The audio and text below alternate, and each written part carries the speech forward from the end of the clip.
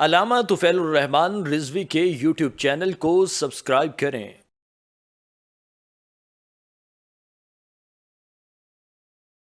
اسی طرح ایک سوال یہ بھی کیا جاتا ہے کہ جب بارش آتی ہے اس وقت بادل کے گرجنے اور بجلی کے چمکنے کی وجہ سے بعض حضرات ڈر کر تسبیحات پڑھنا شروع کر دیتے ہیں، تو وہ یہ پوچھتے ہیں کہ کون سا ایسا کلمہ یا کون سی ایسی تسبیح ہے جو اس وقت یعنی کہ بجلی کے چمکنے اور بادل کے گرجنے کے وقت پڑھنا مسنون ہے؟ تو اس کا جواب یہ ہے کہ حضرت عبداللہ بن زبیر رضی اللہ تعالی عنہ سے یہ روایت ملتی ہے کہ وہ جب بجلی چمکتی یا بادل گرجتے تھے اس وقت یہ دعا پڑھتے تھے، سبحان الذی ویسبح الرعد بحمدہ والملائکۃ من خیفتہ۔